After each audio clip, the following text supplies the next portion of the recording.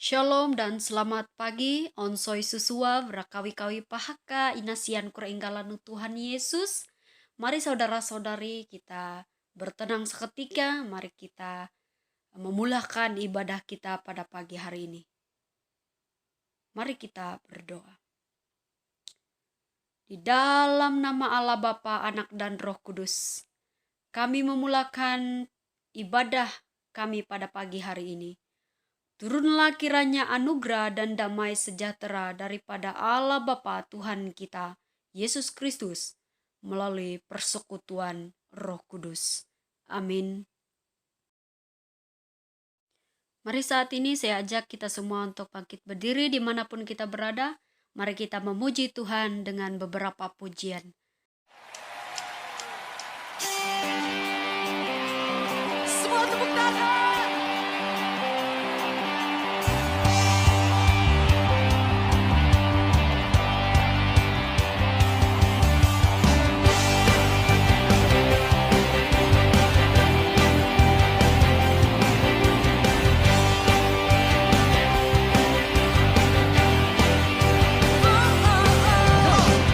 Diberi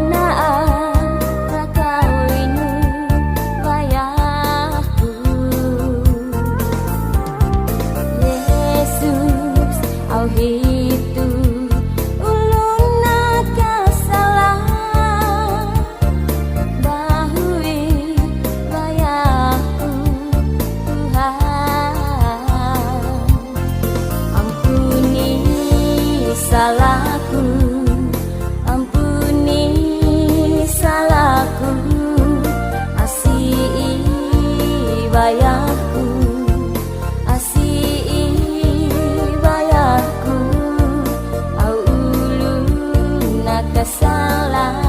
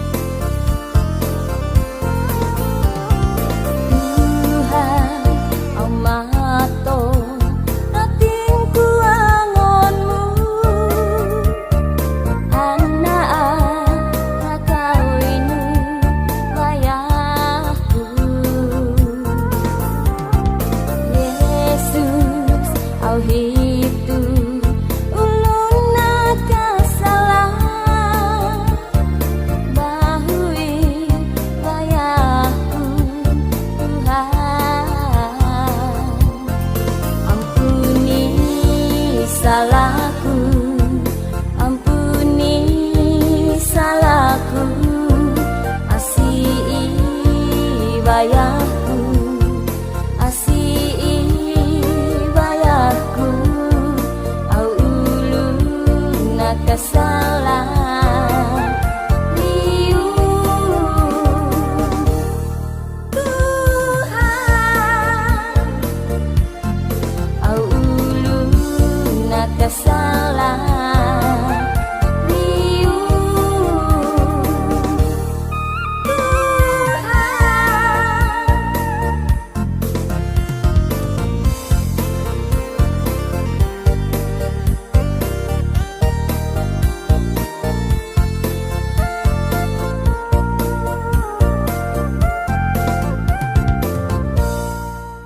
Baiklah, mari kita masuk dalam doa pengampunan.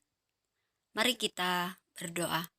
Segala puji dan syukur sekali lagi kami naikkan di hadapan-Mu, ya Tuhan kami, Allah kami yang Maha Kudus, yang suci, dan yang kami kenal melalui anak-Mu Yesus Kristus, anak-Mu yang tunggal, yang sudah rela berkorban bagi penebusan dosa kami semua. Dan pada saat ini Tuhan, kami datang dengan penuh kerendahan hati di hadapan-Mu. Kami sujud di bawah kaki salib-Mu ya Tuhan. Kami mau mengakui bahwa kami manusia yang berdosa, yang seringkali mengecewakan hati Tuhan, mengecewakan hati sesama kami, keluarga kami, dan juga sanak saudara kami, bahkan sahabat-sahabat dan orang yang kami tidak kenal. Dan pada saat ini Tuhan, kami datang mengakui melalui pertuturan, melalui hati dan pikiran kami sudah berdosa, melalui dosa yang kami tidak sengaja maupun yang kami sengaja. Ampunilah Tuhan, suci kuduskanlah kami pada saat ini, agar penyembahan kami pada hari ini, pujian kami ini dapat didengar, dapat diterima oleh Tuhan. Dan inilah doa pengampunan kami Tuhan, yang kami minta, yang kami mohon, hanya di dalam nama Tuhan Yesus, Tuhan dan Raja kami berdoa. Amin. Shalom dan selamat pagi kepada semua jemaat. Baiklah, mari kita membuka Alkitab kita di dalam Ayub pasal 1 ayat 1 hingga 22. Tajuk besar, kesalehan Ayub dicoba, yang berbunyi demikian. Ada seorang laki-laki di tanah Uz bernama Ayub. Orang itu saleh dan jujur. Ia takut akan Allah dan menjauhi kejahatan. Ia mendapat 7 anak laki-laki dan 3 anak perempuan.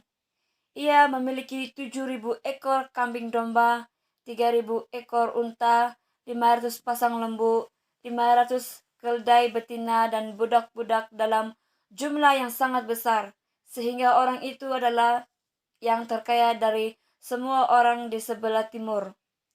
Anak-anaknya yang lelaki bisa mengadakan pesta di rumah mereka masing-masing menurut giliran dan ketiga saudara perempuan mereka diundang untuk makan minum bersama-sama mereka.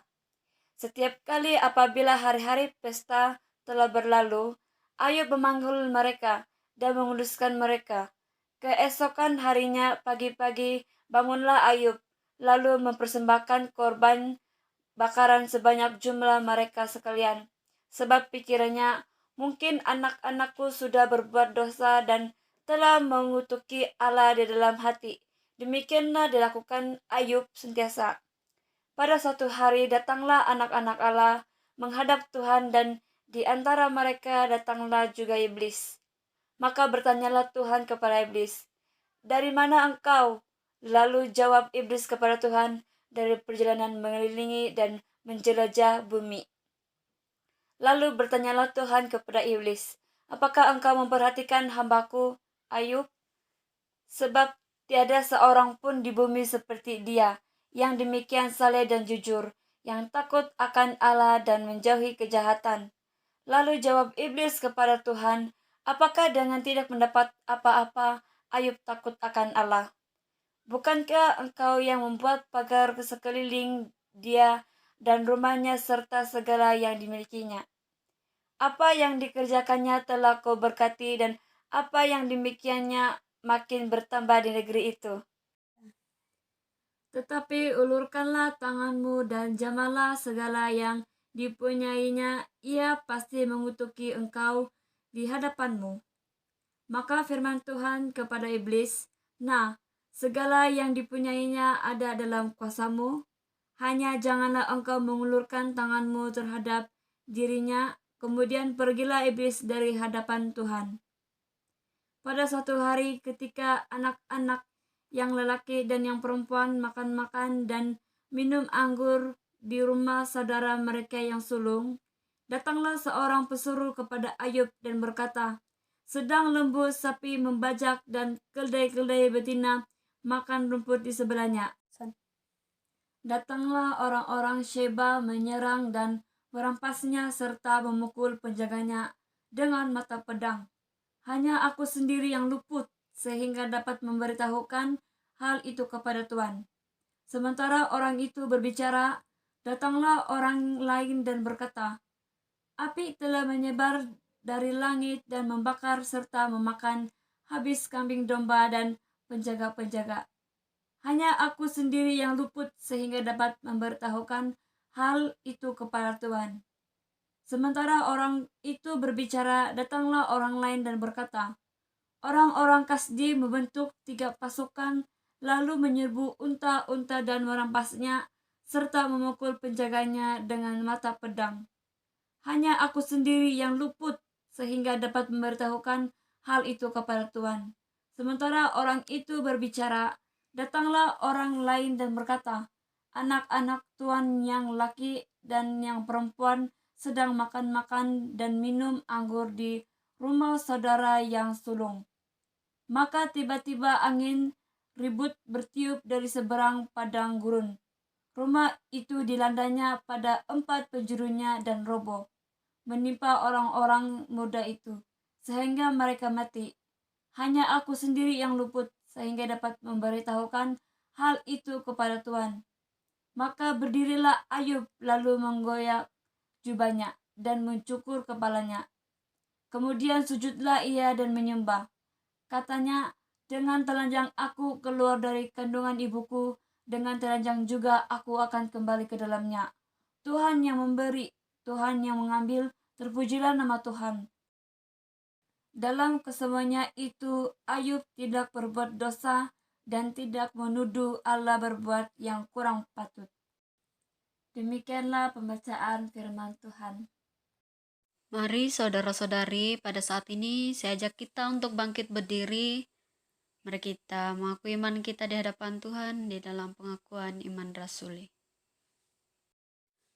Aku percaya kepada Allah, Bapa yang Maha Kuasa, Khalik langit dan bumi, dan kepada Yesus Kristus, anaknya yang tunggal Tuhan kita, yang dikandung daripada Roh Kudus, lahir dari anak darah Maria, yang menderita sengsara di bawah pemerintahan Pontius Pilatus, disalibkan, mati dan dikuburkan, turun ke dalam kerajaan maut. Pada hari yang ketiga, bangkit pula dari antara orang mati, naik ke surga, duduk di sebelah kanan Allah, Bapa yang Maha Kuasa. Dan dari sana ia akan datang untuk menghakimi orang yang hidup dan yang mati. Aku percaya kepada Roh Kudus, gereja yang kudus dan am, persekutuan orang kudus, pengampunan dosa, kebangkitan tubuh, dan hidup yang kekal. Amin.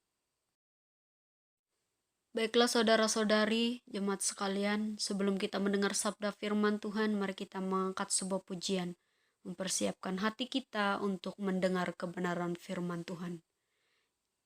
Dengan pujian yang berkata, hati sebagai hamba.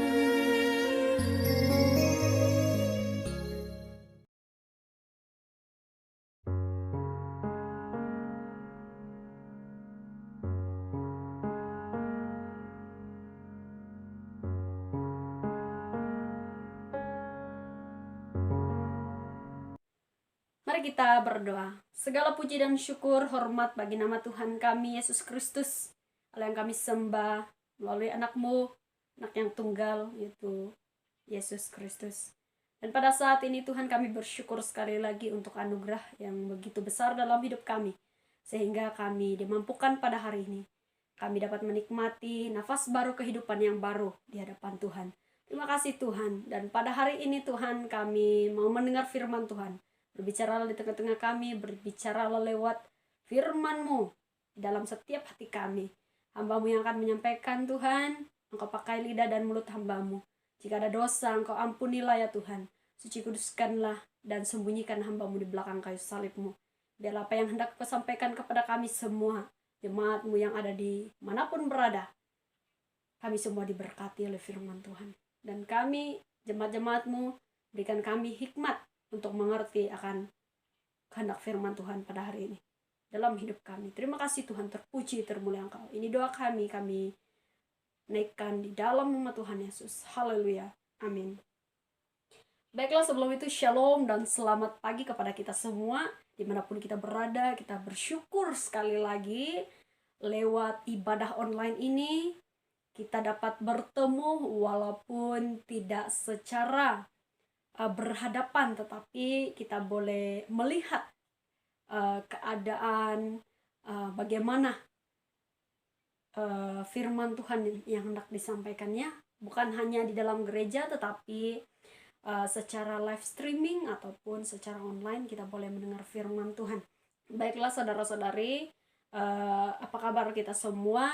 Selamat pagi, selamat beribadah, Tuhan memberkati. Jadi pada hari ini sampai kepada inti kita, yaitu kita mau mendengar firman Tuhan, mau belajar firman Tuhan. Baiklah, saya ingin mengajak kita untuk merenungkan satu kisah, yaitu yang sudah kerap kita dengar, yaitu kisah Ayub.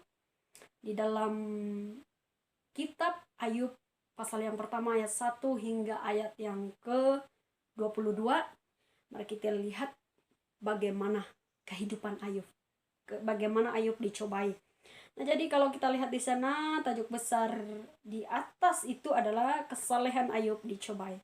Dan tema yang saya bawa hari ini yang berbahas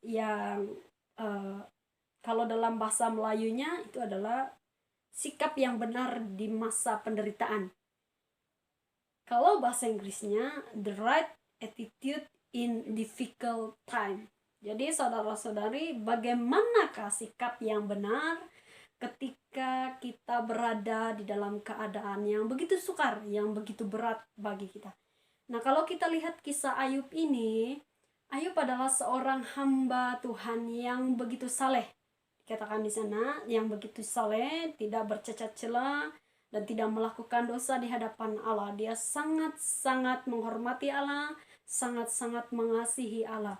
Sehingga kalau kita lihat di sana, kalau anak-anaknya buat pesta, makan bersama itu, selepas saja itu dia akan membawa anak-anaknya berhadapan dengan Allah, menyuci kuduskan mereka, mempersembahkan yang terbaik. Karena kenapa?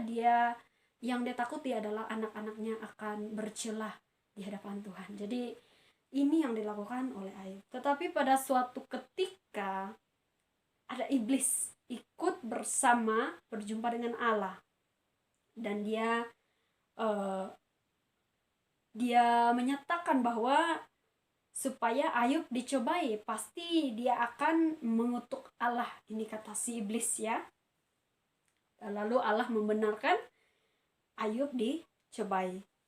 Dan mungkin di antara kita, ini kita lihat ya, mungkin di antara kita pada hari ini ada di posisinya, ada di keadaan di mana Ayub sedang dicobai.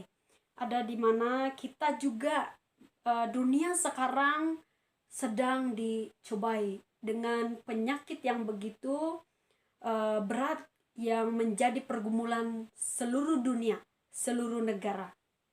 Jadi kalau kita lihat di sini, kita lihat Ayub juga punya pergumulan yang begitu besar, di mana dia kehilangan anak-anaknya dan dia kehilangan segala hartanya. Tambahan pula, hal tersebut berlaku secara bertubi-tubi. Bertubi-tubi ini maksud dia secara bersusulan. Datang seorang, kalau kita baca kan, itu datang seorang berjumpa dengan Ayub. Selepas itu datang seorang, itu melaporkan hal-hal yang bukan hal-hal yang baik, tetapi hal-hal yang begitu menyedihkan. Begitu menyedihkan. Tetapi saudara-saudari, ada hal yang menarik yang kita akan lihat di sini, dan yang kita mau pelajari daripada sikap Ayub. Bagaimana dia meresponi, bagaimana dia menanggapi, meresponi hal yang berlaku di dalam kehidupannya. Nah, kalau kita lihat ketika Ayub menghadapi pelbagai keadaan yang begitu berat, begitu sukar bagi manusia, di mana dia harus kehilangan anak-anaknya. Kehilangan anak-anaknya, segala harta, dan kehilangan pekerjaannya. Ya. Nah, jadi mari saya mengajak kita merenungkan beberapa hal yang kita mau belajar. Bagaimana Ayub meresponi ini? Bagaimana Ayub bersikap dengan keadaan seperti ini? Apa yang Ayub lakukan ketika dia berada di masa-masa yang sukar? Mungkin hari ini kita juga seperti Ayub, berada di masa-masa yang sukar. Kita kehilangan pekerjaan, sangat banyak orang kehilangan pekerjaan. Sangat banyak orang yang dikarantin. Sangat ramai orang yang dikesan positif, hari demi hari semakin meningkat. Tapi saudara-saudari, saya ingin kita merenungkan beberapa hal sikap respon kita tentang keadaan hari ini. Mungkin kita tidak dapat kontrol segala masalah yang datang dalam hidup kita. Kita sama sekali tidak dapat kontrol. Tapi apa yang kita boleh kontrol adalah sikap kita. Bagaimana kita menempatkan sikap kita di dalam keadaan seperti ini. Bagaimana sikap kita di dalam keadaan yang berat, dalam pergumulan kita.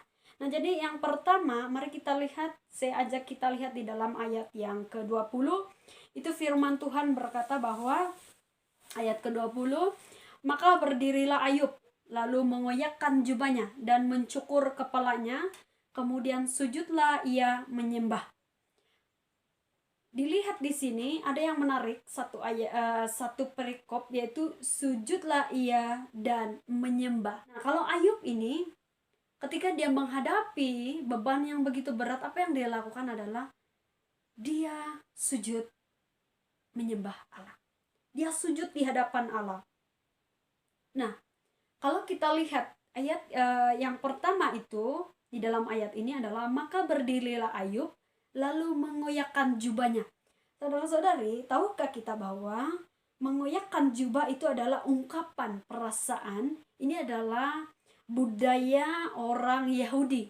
Budaya orang Yahudi di mana mereka mengungkapkan atau ekspresikan perasaan mereka, perasaan putus asa contohnya, perasaan sedih, terhina, perasaan marah, dan perasaan berduka. Ini cara, jangan kita heran kalau kita melihat di dalam Alkitab ada beberapa ayat mengatakan bahwa mereka mengoyakkan jubah, seperti Ruben ketika dia merasa dia gagal sudah menyelamatkan saudaranya yaitu Yusuf.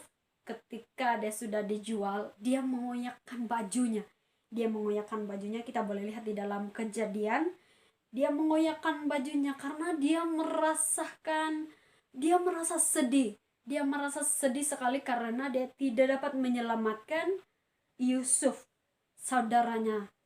Jadi saudara-saudari, kita lihat yang dilakukan oleh Ayub ini adalah dia mengoyakkan jubahnya ya. Ini bukan hal-hal tahyul, tetapi ini adalah cara mereka, cara orang Yahudi, orang pada zaman dahulu menyatakan, mengungkapkan perasaan mereka. Mereka marah, mereka sakit hati, mereka berduka, mereka terhina, sedih, dan putus asa. Ini cara mereka. Tetapi yang dilakukan oleh Ayub adalah, ya benar dia mengoyakkan jubahnya, tetapi dia melakukan yaitu Dia bukan marah kepada Allah, dia bukan marah ya saudara-saudari, tetapi dia sujud menyembah di hadapan Allah. Ini yang dilakukan sikap Ayub. Dia tidak marah kepada Allah, tetapi dia datang di hadapan Tuhan, dia sujud di hadapan Tuhan. Dia memandang kepada Allah, dia berdoa di hadapan Tuhan. Dia berdoa di hadapan Tuhan. Seringkali saudara-saudari di dalam hidup kita, manusia ketika menghadapi masalah atau ketika berada di dalam keadaan atau situasi yang begitu berat, iblis suka sekali menyelinap ataupun menghasut untuk melakukan dosa. Suka sekali iblis. Ini harus kita hati-hati. Itu sebabnya benar kita tidak dapat mengelak daripada masalah, kita tidak dapat lari daripada pergumulan hidup kita. Tetapi yang kita boleh lakukan, yang kita boleh kontrol itu adalah sikap kita, bagaimana kita menyikapi masalah itu. Dan sikap yang dilakukan oleh Ayub adalah dia sujud di hadapan Tuhan, dia berdoa di hadapan Tuhan. Itu yang pertama yang dia lakukan. Dia sujud di hadapan Tuhan dan dia berdoa. Karena saudara-saudari, hati-hati, iblis selalu ada di sebelah kiri dan kanan kita. Dia selalu menghasut kita, mau menjatuhkan kita ke dalam melakukan dosa. Jadi tetapi mari kita belajar dari sikap Ayub. Tidak perlulah mengoyakkan pakaian. Tidak perlu kita mengoyakkan pakaian seperti yang dikatakan dalam firman Tuhan ini, karena itu adalah cara orang Yahudi mengungkapkan perasaan mereka. Bagaimana cara kita mengungkapkan perasaan? Tetapi datanglah kepada Tuhan, sembah Tuhan melalui puji-pujian, karena Allah pasti menghibur setiap hati yang datang kepadanya. Di dalam Matius pasal 11 ayat 28, firman Tuhan berkata bahwa marilah kepadaku kamu yang letih lesu dan berbeban berat, aku akan memberi kelegaan kepadamu. Tuhan akan memberikan kelegaan kepada orang-orang yang berharap kepada Tuhan. Jadi saudara-saudari, bukan hanya kita mendapat jalan keluar, tapi kita diberi kelegaan, kita diberi ketenangan oleh Tuhan. Jadi itulah sebabnya ketika kita menghadapi masalah, ketika kita menghadapi pergumulan di dalam hidup kita, jangan pernah lari daripada Tuhan. Jangan pernah meninggalkan Tuhan, tetapi datang sujud menyembah di hadapan Tuhan. Berdoa di hadapan Tuhan, nyatakan segala pergumulanmu di hadapan Tuhan. Nah, hal yang kedua, seterusnya ada respon sikap ataupun sikap yang dinyatakan oleh Ayub adalah yang kedua, yaitu kalau kita lihat di dalam ayat yang ke-21, Ayub berkata bahwa katanya, dengan telanjang aku keluar dari kandungan ibuku, dengan telanjang juga aku akan kembali ke dalamnya. Tuhan yang memberi, Tuhan yang mengambil. Terpujilah nama Tuhan. Haleluya. Jadi kalau kita lihat di sana, apa yang dilakukan oleh Ayub adalah dia mengatakan terpujilah nama Tuhan. Dia bukan mengutuk Tuhan, tetapi dia berkata bahwa terpujilah nama Tuhan. Dia memuji Tuhan, dia mengucap syukur. Itu hal yang kedua. Ayub mengucap syukur. Kalau kita lihat ayat ini, memuji Tuhan, dia sama sekali tidak mengutuk Allah. Benar, sangat sukar seseorang untuk bersyukur dalam keadaan yang sulit ini. Seolah-olah sudah tidak ada harapan. Tetapi inilah yang dilakukan oleh Ayub. Dia memuji kebesaran Tuhan. Dia menyatakan bahwa Tuhan itu sangat-sangat luar biasa. Jadi intinya adalah Ayub menyadari. Kalau kita lihat di sini ya, dia bukan tujuan dia memuji Tuhan, memperlekehkan Tuhan, tidak. Tetapi dia memuji Tuhan karena dia menyadari. Dia sadar akan kedudukan dia sebagai manusia. Ayub menyadari kedudukannya sebagai manusia. Semua yang ada di bawah kolong langit ini yang harus kita tahu, semua yang ada di dalam kolong langit ini, termasuklah kita secara pribadi, setiap kita yang ada dimanapun kita berada, kita ini adalah milik Tuhan. Tidak ada satupun di dunia ini adalah milik kita. tetapi Allah memberikan ataupun dia menitipkan, dia memberikan kita tanggung jawab untuk mengelola segala yang di bumi ini. Itu bermaksud kita diberi tanggung jawab untuk menjaga, mengelola sumber-sumber yang ada di bumi ini. Jadi akan ada masa-masanya Tuhan akan mengambil apa yang kita miliki, tetapi kita tidak tahu bilakah waktunya dan bilakah masanya dia akan mengambil. Jadi saudara-saudari, di dalam 1 Tesalonika 5 ayat 18, kalau kita lihat di sana firman Tuhan berkata, mengucap syukurlah dalam segala hal, sebab itulah yang dikehendaki Allah di dalam Kristus Yesus bagi kamu. Mengucap syukurlah dalam segala hal. Di dalam segala hal, ketika kita merasa kesulitan, ketika kita berada di dalam keadaan yang begitu berat, begitu sukar di dalam kehidupan kita, mengucap syukurlah. Karena Tuhan membenarkan itu, dia punya tujuan yang luar biasa di dalam kehidupan setiap kita. Nah, jadi dalam keadaan yang berat, meskipun mungkin kita tidak dapat mengontrol kesukaran itu, tetapi kita boleh kontrol sikap kita di hadapan Tuhan. Kita boleh kontrol. Ya, benar. Ketika kita menghadapi pencobaan, sangat sukar untuk bersyukur. Karena kita merasa sedih, kita merasa putus asa. Tapi kalau kamu ingat renungan firman Tuhan pada minggu lalu yang saya bawa, itu adalah ketika kita merasa kesukaran, jangan putus asa.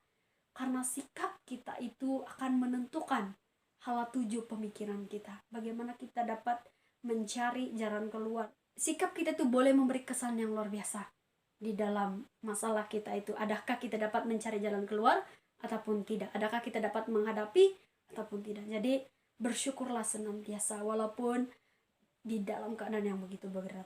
Nah, hal yang ketiga yang kita mau belajar adalah kita lihat di dalam ayat yang seterusnya, yaitu ayat yang ke-22.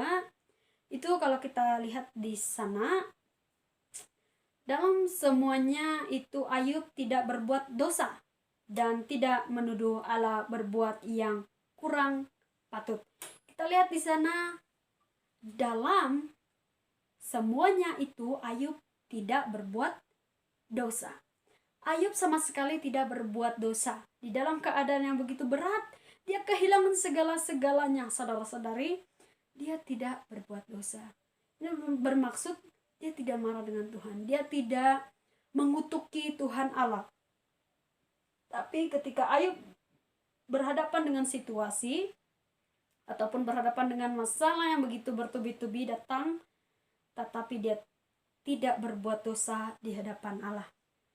Ketika Allah membenarkan iblis mencobai dia sama sekali tidak mengutuki Allah. Ini yang harus kita contohi, ini yang harus kita pelajari, bahwa ketika iblis mencobai kita, ketika Allah membenarkan pencobaan itu, ini yang saya katakan bahwa Tuhan punya rencana yang luar biasa sebenarnya. Dia mau membentuk kita, dia mau memproses kita, dia mau mengukuhkan lagi iman kita di hadapan Tuhan. Jadi saudara-saudari, belajar daripada Ayub.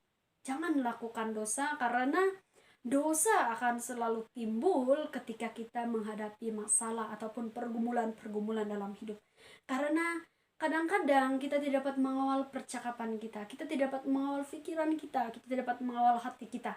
Nah, jadi saudara-saudari, ingatlah bahwa bukan hanya pada waktu kita menikmati berkat yang diberikan oleh Allah baru kita bersyukur. Tetapi ketika Allah membenarkan pencobaan dalam hidupmu, jangan sesekali mengutuki atau membenarkan dosa hidup dalam mulut dan di hatimu. Jadi saudara-saudari, karena kenapa? Ketika kita hidup di dalam dosa, ketika kita membenarkan dosa hidup dalam mulut kita ataupun hati kita, kita sudah membenarkan jalan kita menuju kepada maut. Karena di dalam firman Tuhan, Roma 6 ayat 23, firman Tuhan berkata, sebab upah dosa ialah maut, tapi karunia Allah ialah hidup yang kekal dalam Kristus Yesus Tuhan kita. Nah, kalau kita lihat di ayat yang pertama itu, sebab upah dosa adalah maut. Jadi saudara-saudari, dosa akhirnya akan menuju kepada maut. Jadi jauhkanlah dirimu daripada berbuat dosa ketika kamu ada di masa-masa yang sukar, ketika kamu ada di masa-masa yang sulit. Itu yang ketiga. Dan yang keempat, ada hal yang keempat di dalam ayat yang ke-22 juga. Kalau kita lihat di sana, dalam kesemuanya itu Ayub tidak berbuat dosa, itu yang ketiga tadi, dan tidak menuduh Allah berbuat yang kurang patut, dan tidak menuduh Allah berbuat yang kurang patut. Ini yang dilakukan oleh Ayub. Dia sama sekali tidak menuduh Allah melakukan yang kurang patut, karena dia tahu bahwa Allah tahu rencana yang dia lakukan di dalam setiap kita. Jadi Tuhan membenarkan kita dicobai, ya, adalah untuk mendatangkan kebaikan. Ayub berpikiran positif. Dia mengakui bahwa Tuhan tidak akan pernah melakukan yang tidak patut. Nah, Tuhan pasti punya rencana yang tersembunyi ketika dia membenarkan segala sesuatu yang berlaku di dalam kehidupan kita. Dia punya rencana yang luar biasa di dalam hidup kita sesungguhnya, saudara-saudari. Jadi ketika kita berada di titik-titik paling rendah, kita menghadapi pencobaan yang luar biasa dari kebiasaan kita, pasti ada rencana yang Tuhan lakukan.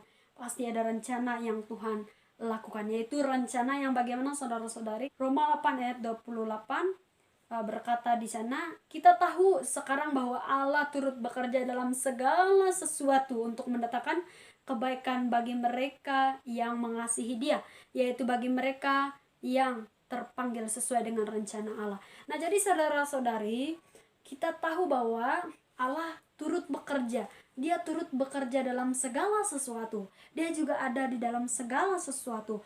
Kehidupan kita, masa depan kita, Dia sudah tahu. Jadi ketika kita menghadapi masalah, jangan sesekali menuduh Tuhan melakukan yang tidak patut dalam hidup kita. Jadi saudara-saudari, benar, kita akui bahwa kita manusia yang tidak sempurna. Kita manusia yang terbatas. Kita seringkali melakukan dosa di hadapan Tuhan. Tetapi selagi kita ada waktu pada hari ini, mari kita koreksi diri kita. Mari kita evaluasi kehidupan kita. Mari kita cek, kita siasat bagaimana hidup kita ini di hadapan Tuhan pada hari ini. Adakah kita sudah siap untuk berhadapan dengan Allah? Adakah kita sudah siap untuk berhadapan dengan situasi yang sulit? Dan adakah kita sudah siap untuk tidak melakukan dosa ketika kita berada di situasi-situasi yang begitu berat di dalam kehidupan kita? Nah, jadi kesimpulannya, sebagai penutupan pada hari ini, ada satu ayat yang selalu saya ingat ketika saya menghadapi pencobaan. Dan mari kita kongsi bersama. Saya ingin berkongsi bersama kepada kita ketika kita menghadapi masalah yang begitu sulit atau sukar bagi kita. Ingatlah bahwa Tuhan tidak pernah membenarkan pencobaan yang melebihi kekuatan kita. Karena kenapa? Di dalam 1 Korintus pasal 10 ayat 13 itu berkata bahwa pencobaan-pencobaan yang kamu alami ialah pencobaan-pencobaan biasa yang tidak melebihi kekuatan manusia. Sebab apa? Sebab Allah setia, dan karena itu Ia tidak akan membiarkan kamu dicobai melampaui kekuatanmu.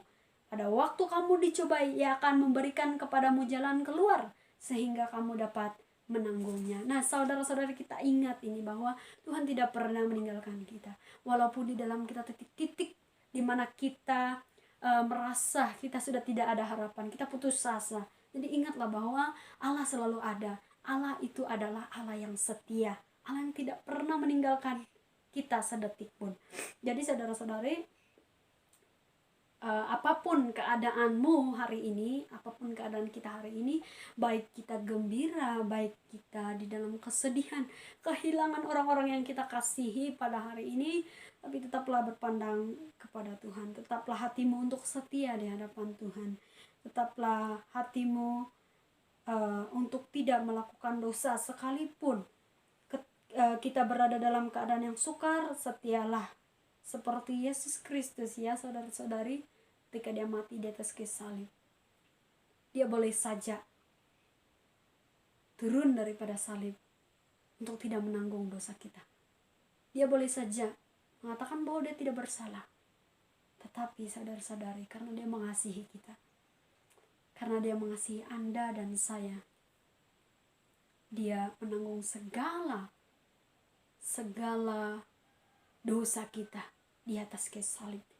Dengan darah Yesus yang suci menyuci kuduskan setiap kita. Jadi jangan pernah persia-siakan pengorbanan Yesus itu. Jangan pernah kita meninggalkan Tuhan karena dosa. Ataupun jangan pernah kita berpaling daripada Tuhan.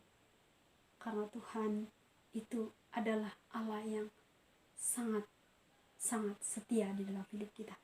Jadi baiklah, ingatlah bahwa Yesus sudah berkorban untuk kita di atas kayu salib. Jadi pada hari ini, apapun yang berlaku, mari kita bersama-sama tetap setia di hadapan Tuhan dan tetap mengandalkan Tuhan dalam hidup kita. Tuhan Yesus memberkati. Mari kita berdoa. Terima kasih Tuhan. Ya sungguh benar Tuhan, hidup kami tanpa Tuhan itu adalah hidup yang sia-sia. Kami tahu Tuhan, kami tidak dapat berjalan sendiri.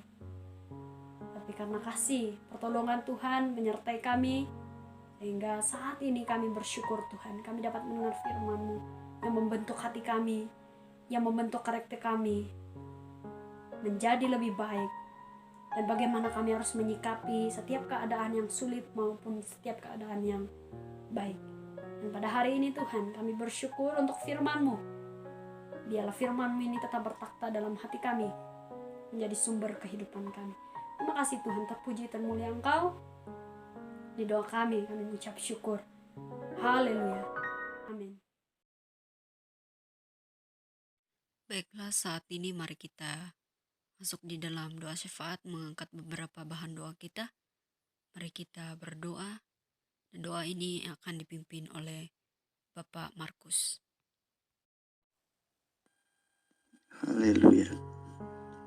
Tuhan, Allah Bapa kami yang ada dalam kerajaan surga, nama-Mu dan kerajaan-Mu dimuliakan dulu, sekarang, dan selama-lamanya. Engkaulah Alfa dan Omega. Engkau tetap bekerja dan tetap mengampuni dan mengasihi kami sebagai makhluk manusia kesayangan-Mu. Pada hari ini, kami tetap bersyukur karena nafas dan kesehatan yang terbaik telah Tuhan anugerahkan kepada kami setiap hari. Untuk menghargai anugerah Tuhan ini, kami berdoa syafaat kepadamu untuk beberapa beban dan tanggung jawab kami terhadap sesama kami manusia. Kami berdoa agar balas kasihan Tuhan turun untuk mencurahkan roh keberanian kepada kami untuk menghadapi wabah corona yang sedang meledak dan mengganas di seluruh pelosok dunia. Berikan roh harapan agar kami umat-Mu tetap kuat dan tidak gentar. Malahan iman kami semakin kuat, tetap tenang, dan terus berdoa kepada Tuhan di musim pandemik corona ini. Tuhan, kami berdoa agar program vaksinasi yang sedang dianjurkan berjalan dengan baik yang dianjurkan oleh kerajaan, serikat swasta, NGO, dan di kalangan para pakar yang bertauliah. Tuhan, kami juga berdoa agar aktiviti ekonomi yang terhenti dan bergerak perlahan akan diberkati Tuhan, akan terjadi aliran dan pergerakan perniagaan agar umat-Mu dapat bekerja dan mencari nafkah untuk menanggung keluarga dan masyarakat. Tuhan, kami berdoa syafaat agar pendidikan dan persekolahan anak-anak kami akan dijalankan dengan berkesan dan dijauhi dari keciciran pembelajaran. Kami juga berdoa ya Tuhan, agar semua warga emas dilindungi dan diberkati Tuhan. Mereka tetap sehat dan dilindungi dari berbagai ancaman, beban dan sakit penyakit. Ya Tuhan, demi nama Tuhan Yesus, demi darah anak domba, demi kesaksian orang-orang percaya, kami menaikkan doa syafaat ini. Haleluya. Amin.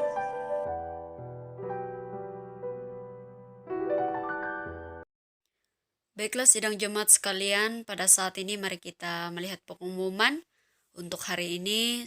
Sebelum itu saya mengucapkan selamat hari Minggu, selamat beribadah untuk kita semua. Tuhan Yesus memberkati. Baiklah, kita lihat pengumuman kita. Kita lihat pelayanan mingguan masih lagi secara online pada minggu hadapan, yaitu 8 hari bulan 8 2021. Mari kita lihat. Pimpin pada minggu hadapan adalah Saudari Vivika, doa pengampunan, Puan Suryati, doa syafaat, Puan Rozi, dan pembacaan Alkitab Saudari Urinda. Baiklah, mari kita lihat pengumuman yang seterusnya, yaitu persembahan umum. Sila hantar kepada TV Malinda, tulis tarik dan nama keluarga di dalam sampul tersebut. Dan perpuluhan dan ucapan syukur pula sila hantar kepada bendahari gereja. Demikianlah pengumuman pelayanan minggu ini. Tuhan Yesus memberkati. Mari sidang jemaat, saya ajak kita untuk bangkit berdiri. Mari kita berdoa mengakhiri ibadah kita pada pagi hari ini. Mari kita berdoa. Segala puji dan syukur sekali lagi kami naikkan di hadapan-Mu ya Tuhan, untuk pimpinan penyertaan-Mu sepanjang ibadah online kami pada pagi hari ini. Dan ibadah ini kami akhiri dengan doa yang begitu sempurna yang telah Kau ajarkan kepada murid-murid-Mu yang berbunyi demikian. Bapa kami yang di syurga, dikuduskanlah nama-Mu. Datanglah kerajaan-Mu. Jadilah kehendak-Mu di bumi seperti di syurga. Berikanlah kami pada hari ini makanan kami yang secukupnya, dan ampunilah kami akan kesalahan kami, seperti kami juga mengampuni orang yang bersalah kepada kami. Dan janganlah membawa kami ke dalam pencobaan, tetapi lepaskanlah kami daripada yang jahat, karena Engkaulah yang mempunyai kerajaan dan kuasa dan kemuliaan sampai selama-lamanya. Amin.